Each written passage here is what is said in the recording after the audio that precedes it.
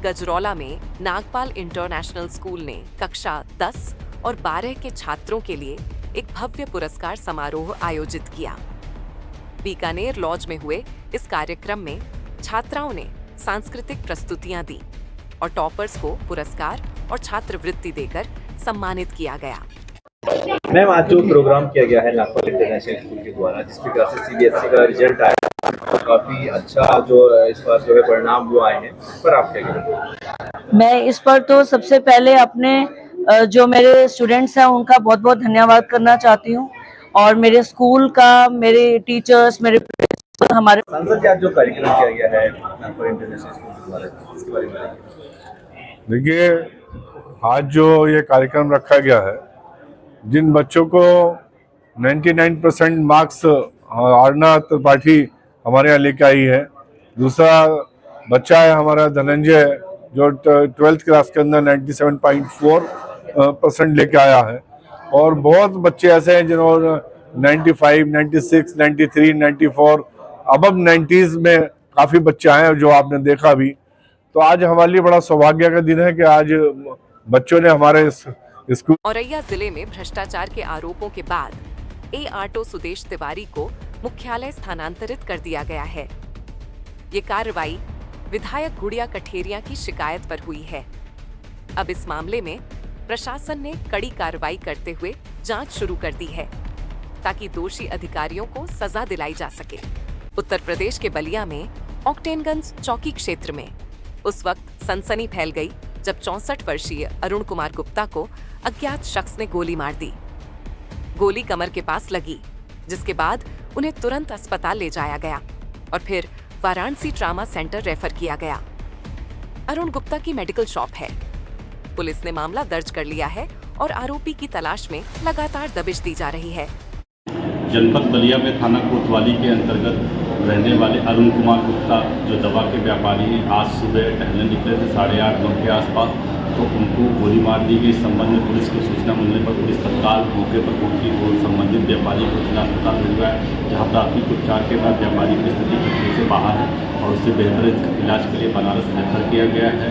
इस संबंध में परिजनों के पुलिस संपर्क में और तहरीर प्राप्त करके आवश्यक अभियोग पंजी करने के साथ ही अभियुक्तों की गिरफ्तारी के लिए टीमें लगा दी गई है। मौके पर शांति व्यवस्था कायम है। बरेली में वरिष्ठ पुलिस अधीक्षक अनुराग आर्य ने नगर क्षेत्र में ट्रैफिक पुलिस कर्मियों को धूप और गर्मी से बचाने के लिए 50 ऐसी हेलमेट और 4 इंटरसेप्टर मोटरसाइकिलें वितरित की। इस पहल से पुलिस कर्मियों को ड्यूटी में राहत मिलेगी और यातायात व्यवस्था बेहतर होगी। बरेली में एसएसपी अनुराग आर्य के निर्देश पर चला बड़ा अभियान। 31 अनाधिकृत वाहन सीज, इनमें पूर्व सपा विधायक सुल्तान बेग की वर्णा कार और 28 अनधिकृत बसें भी शामिल हैं। पीलीभीत बाईपास पर कार बाजार की 150 गाड़ियों का चालान भी किया गया। एसपी सिटी, ट्रैफिक और सीओ प्रथम की संयुक्त कार्रवाई में अवैध वाहनों पर कसा गया शिकंजा। 2025 को थाना बरादरी में स्थित सैटेलाइट बस स्टैंड पर समस्त बरादरी थाने की फोर्स लेते हुए सैटेलाइट बस स्टैंड पर जो अवैध रूप से इको टैक्सी यहाँ पे चल रही हैं और जो डग्गामार बसें चल रही हैं, इनके विरुद्ध कार्रवाई की गई है, जिसमें कि 28 इको टैक्सी जो अवैध रूप से कमर्शियली चल रही थी, इनको जब्त किया गया है। इनके विरुद्ध विधानिक कार्रवाई की जाएगी। इसी के साथ साथ 2 डग्गामार बसों को भी सीज किया गया है, इनके विरुद्ध भी वैधानिक कार्रवाई की जाएगी। बहुत बहुत धन्यवाद। लालगंज थाना क्षेत्र के सिद्धनाथ गांव में 5 साल की मासूम सृष्टि की निर्मम हत्या का मामला सामने आया है। मासूम की लाश घर से करीब 200 मीटर दूर झाड़ियों में मिली। पुलिस ने मामले की जांच के लिए 3 टीमें गठित कर दी हैं। शव का पोस्टमार्टम कराया गया है। फतेहपुर के शोहदमऊ गांव में भारतीय किसान यूनियन राष्ट्रीयतावादी के नेतृत्व में बुधवन और प्रेमनगर मार्ग को किसानों ने जाम कर दिया। इस कारण जाम में कई स्कूली वाहन फंसे। मौके पर नायब तहसीलदार और जल निगम के अधिकारी भी पहुंचे। गाजियाबाद के 2 अलग-अलग इलाकों में हुई मुठभेड़ों में कुल 4 बदमाश गिरफ्तार किए गए हैं। इनमें से 2 बदमाशों के पैर में गोली लगी है। एक बदमाश लुकमान 50,000 रुपए का इनामी था। इनके पास से चोरी की मोटरसाइकिलें और हथियार बरामद किए गए हैं।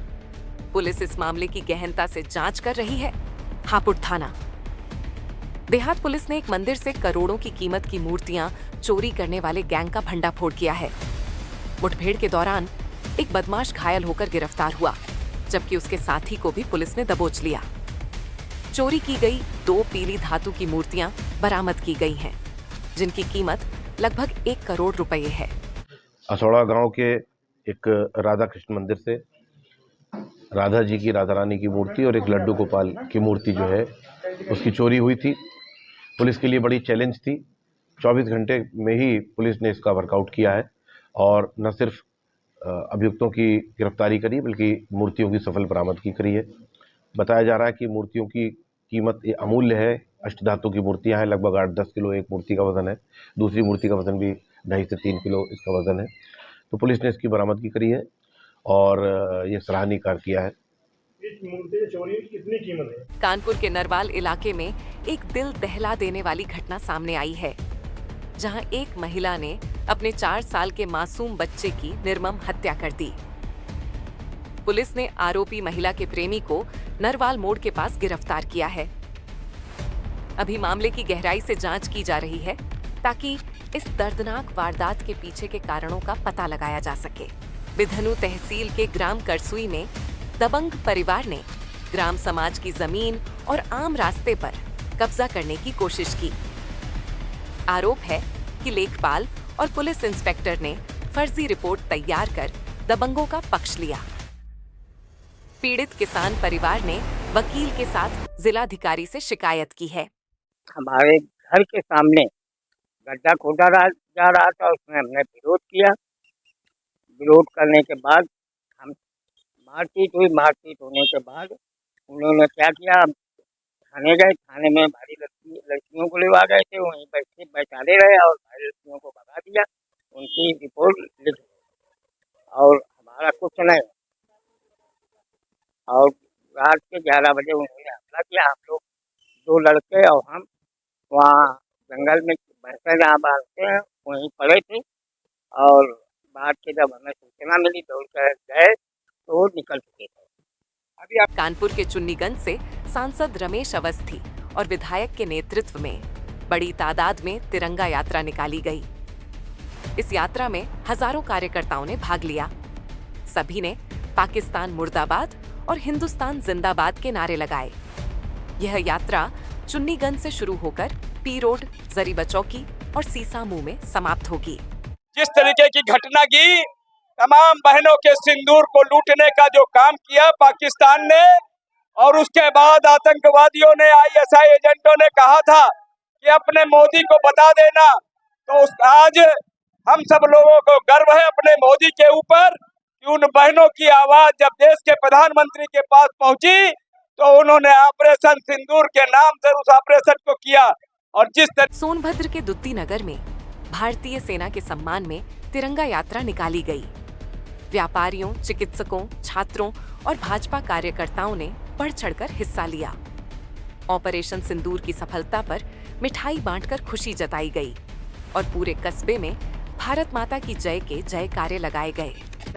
जो ये काम आतंकवादियों ने किया था, तो जो हमारा ऑपरेशन था सिंदूर का, वो सक्सेसफुल रहा और हमारे जो भारत के वीर सेना जो है उन्होंने ये कहा कि हमारे मन में गुस्सा नहीं, हमारे मन में लावा है और जब लावा फूटता है तो विनाश का कारण ही होता है। इसी तरह देख आज ये शौर्य तिरंगा यात्रा कार्यक्रम का संयोजक आज जो यात्रा निकाला गया है उसका उद्देश्य भारत के सैनिकों द्वारा आतंकवादियों को और उसके अकाओं को जो जवाब दिया गया है, उसी के उपलक्ष्य में ये तिरंगा यात्रा निकला।